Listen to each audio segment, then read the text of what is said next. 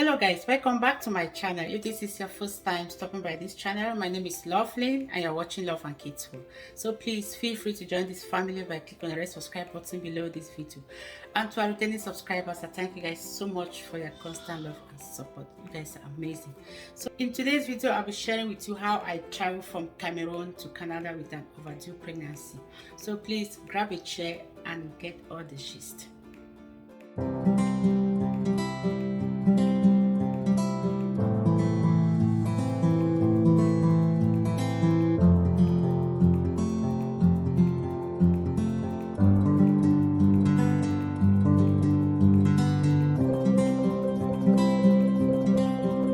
Guys, in 2010, my husband and I applied to travel to Canada through the Quebec worker program. For those who know about this program, it usually takes at least 2 years for everything to be completed. So that same 2010, I got pregnant with my first son, and I gave birth to him in May of 2011. So when we gave birth to him, we had to introduce him to the program, and for that reason, the program was a little bit kind of extended because from 2011 we had to go to interviews, we had to pay the rights of permanent resident fees and all the other stuff. And so 2013 June, I was pregnant for my second baby. So at that point I was just a month or pregnant. So in July I was 2 months pregnant, so we were asked to go for medicals. We went for medicals in July of 2013, and in August we were asked to send our passports to Dakar. So then I was about 3 months, and for the program, for those who have come to Canada through that same program, they understand that when they ask you to send your passport, it usually takes at least 6 weeks for them to send back your passport with your visa in the passport. So early August we sent our passports, and we were expecting them back maybe in early October. And I was also aware that by then I'll just be about 5 months pregnant, which will still be okay for me to travel with that pregnancy.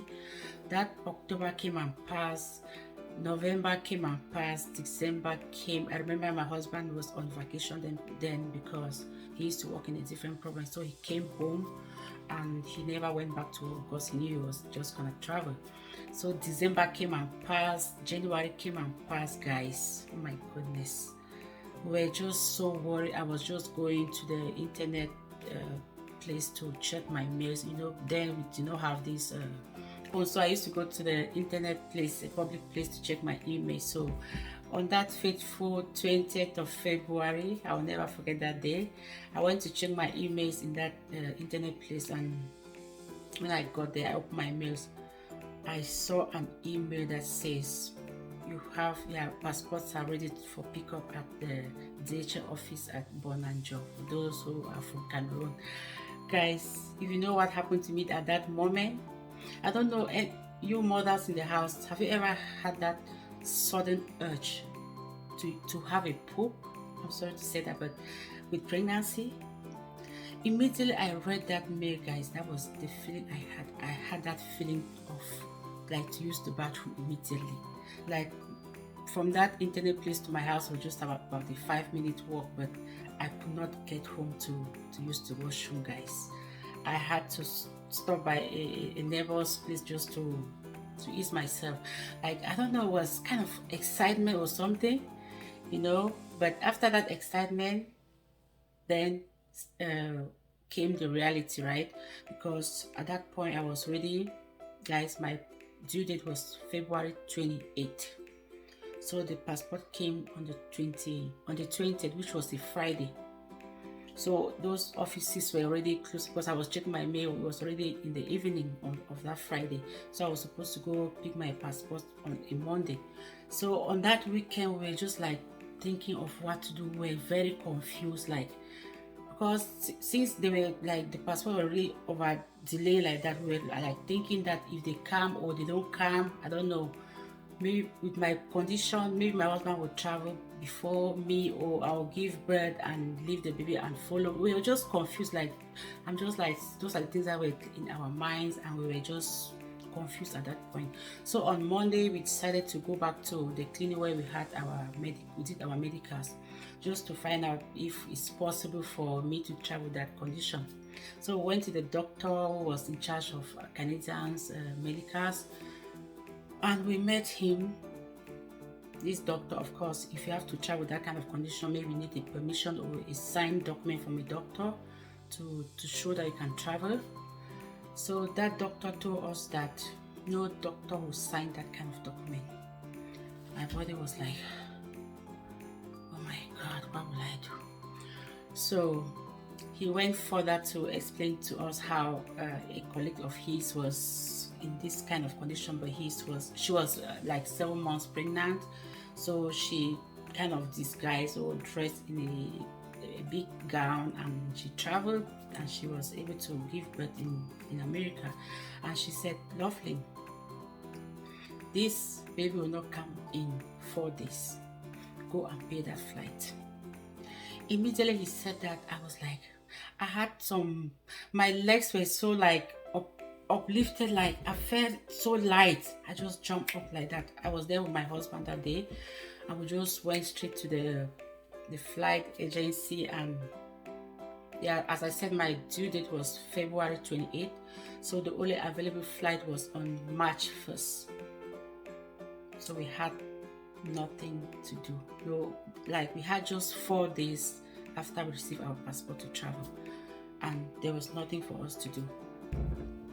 Guys, I forgot to say this. After the doctor asked us to go pay the flight, he went further to explain to us some of the changes or some of the things I've experienced in the plane with my condition. Like he explained that, you know, in the air you'll be having like shortage of oxygen, so I might have some difficulties in breathing at takeoff. So I actually experienced all of those things he said in the plane. Yeah, he also explained to us what his friend did. Like he was dressed in a big gown.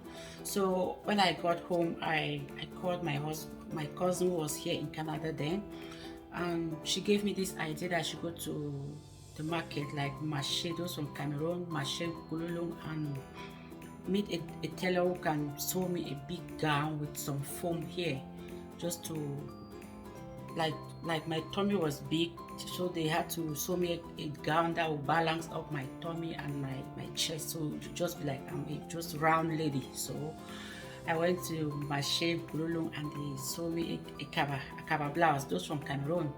So I had a pant on and that kaba blouse with the foam here that just made me to be like look just round. So yeah, so that was what I put on to travel. As I said, at that takeoff in Douala, I've had that terrible experience that I thought I was not breathing well. But I think what contributed to that too was because the plane from Cameroon to Bangui was a small plane. So because from Bangui to Morocco, because we used Air Maroc, I did not, it was a big plane, so I did not experience that shortage of breath in the plane. So I was very okay from Bangui to Morocco.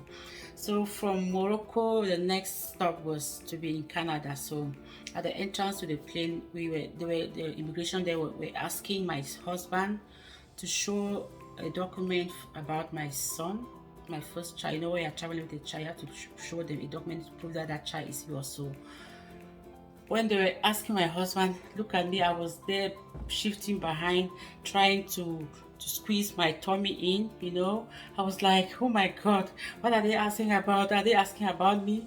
That how am I looking like this? Like, oh my God, so many questions just spinning through my mind, and I was like, oh my God, they were not even asking anything about me. And that was it, and we entered the plane. It was a very huge plane from Morocco to Canada. So we landed in Canada in Montreal safely. And yes, you know, when you land, you have to do all the landing documents. Even at that level, I was still like, maybe I'm here in Canada, maybe they'll send me back, you know. I was still not fully relaxed because I was not sure what would happen. So when my husband was signing all the landing documents, all those stuff, I just looked for a chair and I just sat down, you know, just to disguise, just to cover up my tummy. So I was just waiting to hear that somebody would say, like, I was just worried, you know. but everything went well, and I went home. My cousin came and picked me up and we drove home safely, guys.